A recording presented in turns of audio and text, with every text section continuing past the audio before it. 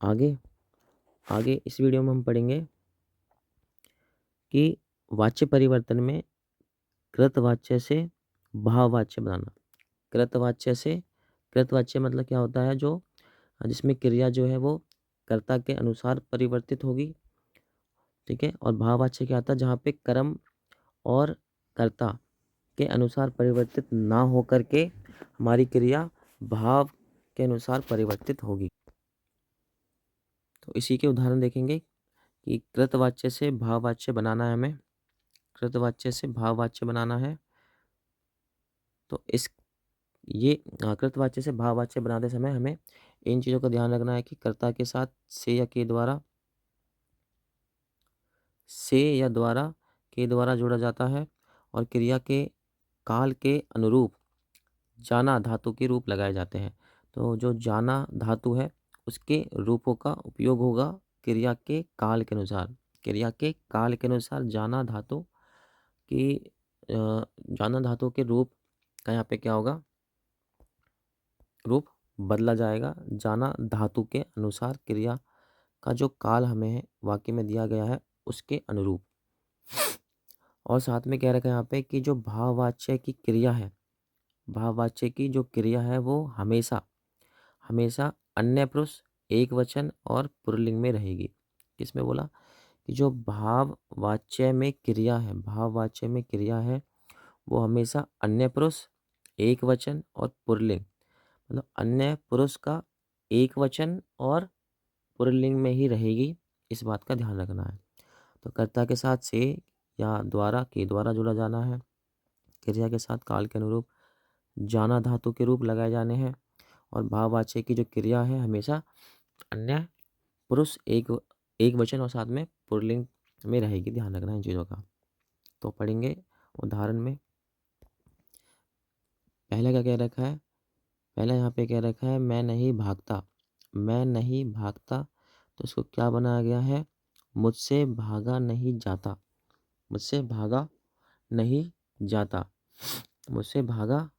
जाता। तो जो ऊपर बताया गया था कि यहाँ पे कर्ता के साथ से द्वारा या की द्वारा लगाना है, तो वाक्य में से का उपयोग हुआ है मुझसे, ठीक है। मुझसे क्रिया के काल के अनुरूप जाना धातु के रूप लगाए गए हैं। तो जाना का क्या, जाता बन गया धातु के रूप में। जाना धातु जो है उसके रूप में से जो क्रिया है, क्रिया यहाँ पे क्या था, भागता। तो भागता क्रिया है, इस क्रिया के काल के अनुसार जाना धातु की जो रूप है वो यहाँ पे बदल करके आई है। और साथ में यहाँ पे क्या बताया गया था कि भाववाच्य में जो क्रिया होगी वो अन्य पुरुष एक वचन और पुल्लिंग में होगी। तो जाता क्या है हमारा, अन्य पुरुष और साथ में एक वचन को बताता है। और साथ में क्या है वो जाता, वो क्या है, पुल्लिंग का रूप है। पुल्लिंग का जाति होता तो वो स्त्रीलिंग को बताता। पर क्या बताया गया था यहाँ पे कि हमें भाववाच्य में बदलते वक्त, कृतवाच्य को भाववाच्य में बदलते वक्त जो भी हमारी क्रिया होगी हमेशा अन्य पुरुष एक वचन और पुल्लिंग में रहेगी। तो यहाँ पे उसकी क्रिया जो भागना था वो किसमें, जाना धातु में परिवर्तित हुई। और जाना धातु किस में रहेगी, हमारी क्रिया किस में रहेगी, हमारी अन्य पुरुष एक वचन और पुल्लिंग में रहेगी, इसलिए जाता बना है। इसलिए क्या बना है, जाता बना है। अगला क्या कह रखा है, अब हम नहीं दौड़ेंगे। इसमें क्या आ गया, अब हमसे नहीं दौड़ा जाएगा। तो वही जाना धातु जो है उसका रूप बदला है। और साथ में क्या बोला कि अन्य पुरुष एक वचन और पुल्लिंग में रहेगी। हमेशा क्रिया जो है उसमें अन्य पुरुष एक वचन और पुल्लिंग में रहेगी। जाएगा, ठीक है। ये गा गी जो वाला था, ठीक है, ध्यान रखना, गा और गी। तो गी क्या बताता है, हमें स्त्रीलिंग को शो करता है, स्त्रीलिंग को दर्शाता है। पर हमें क्या बताया गया था कि हमें किस में रखना है, उसको पुल्लिंग में ही रखना है और एक वचन में रखना है क्रिया को हमेशा। तो इसलिए यहाँ पे किसका यूज हुआ है, जाएगा। इसके साथ आगे क्या रखा है, सुमित छत पर कूदता है।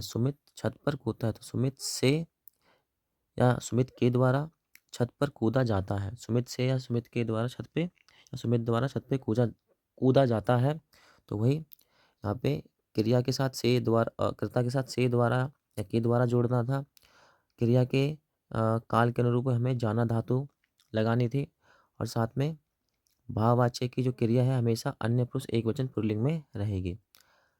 अन्य पुरुष एकवचन और पुल्लिंग इसमें ही रहेगी क्रिया, भाववाच्य की क्रिया। तो यहाँ पे जो कूद था, कूदता जो था यहाँ पे कूदता है वो क्या थी, क्रिया थी।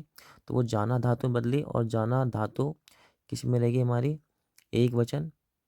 एक वचन, एक तो अन्य पुरुष और उसके ऊपर एक वचन और पुल्लिंग में ही रहेगी, जाति नहीं लगेगा, मतलब स्त्रीलिंग का बोध नहीं होगा, जाता ही लगाना था पुल्लिंग को बताने के लिए और एक वचन में एक वचन को दर्शाने के लिए।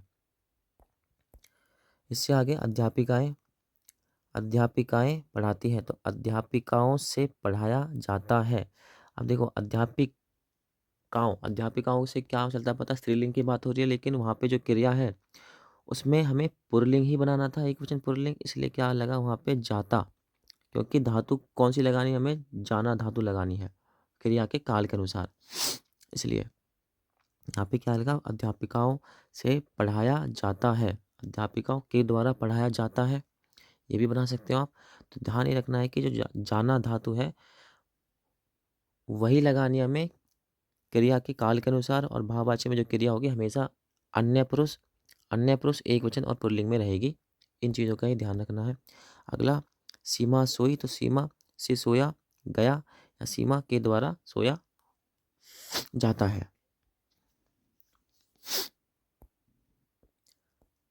अब वाच्य में हमने जो कुछ भी पढ़ा उसमें समन्वय तथ्य क्या थे, याद करने वाले तथ्य क्या थे, उन्हें एक बार दोहरा लेंगे कि क्रिया के जिस रूप से यह पता चले कि उसके लिंग वचन या पुरुष का जो उपयोग हुआ है वो कर्ता कर्म या भाव के भाग में से किसी के अनुसार किया गया है वह वाच्य कहलाते हैं। और जिस क्रिया जब क्रिया कर्ता के लिंग वचन पुरुष के अनुसार अपना रूप बदलती है तो उसे कृतवाच्य कहते हैं। और जिस वाक्य में क्रिया कर्ता के अनुसार न होकर कर्म के लिंग वचन के अनुसार होता है उसे कर्मवाच्य कहते हैं। और यदि वाच्य में क्रिया न कर्ता के अनुसार हो और न कर्म के अनुसार हो तो उसे क्या कहेंगे, भाववाच्य कहेंगे। और इसमें क्रिया सदा एक वचन पुल्लिंग तथा अन्य पुरुष में रहती है। और कर्मवाच्य में केवल सकर्मक क्रिया का उपयोग किया जाएगा और भाववाच्य में केवल अकर्मक क्रिया का उपयोग होगा। तो सकर्मक क्रिया और अकर्मक क्रिया बताई थी। सकर्मक क्रिया मतलब कर्म के साथ और अकर्मक क्रिया मतलब बिना कर्म के क्रिया। तो क्रिया कर्म की जब साथ हो तो उसे कहते हैं सकर्मक क्रिया, और जब क्रिया कर्म के साथ ना हो तो उसे कहते हैं अकर्मक क्रिया। अकर्मक। और नीचे तथ्य अलग से बता रखा है कि अकर्मक क्रिया क्या होती है और सकर्मक क्रिया क्या होती है। अकर्मक में जो है वो क्या है, बिना कर्मक मतलब कर्म के, बिना कर्म के क्रिया। तो जैसे राम हंसता है, बच्चे सो रहे हैं, इसमें कर्म नहीं है, इसमें क्रिया तो है, हंसता है और सो रहे हैं ये क्रिया है। और बच्चा या राम यहाँ पे क्या है, कर्ता। तो यहाँ पे जो क्रिया यूज हुई है वो बिना कर्म के यूज हुई है। और सकर्मक में क्या था, सकर्मक में से क्या है, साथ, और कर्मक मतलब कर्म, कर्म के साथ क्रिया। तो यहाँ पे उदाहरण दे रखा है, राम ने किताब पढ़ी, माँ खाना बना रही है। तो क्रिया जो हुई यहाँ पे पढ़ती क्रिया है और साथ में बना रही है क्रिया है, पढ़ती और बना रही क्या है, क्रिया है। तो पढ़ती के साथ कर्म यूज हुआ, क्या, किताब, क्या पढ़ती है, किताब पढ़ती है, राम ने किताब पढ़ी। और माँ क्या है, क्या बना रही है माँ, माँ बना रही है खाना, तो खाना बना रही है। तो यहाँ पे कर्म के साथ क्रिया का जब उपयोग हो, क्रिया का जब यूज हो तब उसे बोलेंगे सकर्मक क्रिया, और जब क्रिया बिना कर्म के हो तो उसे बोलते हैं अकर्मक क्रिया। और अर्थ पूरा आ, होता है, वाक्य में सकर्मक क्रिया पूरा अर्थ देती है बिना कर्म के, और सकर्मक क्रिया में कर्म के साथ क्रिया यूज होती है, तब वाक्य में उसका पूरा अर्थ मिलता है। धन्यवाद।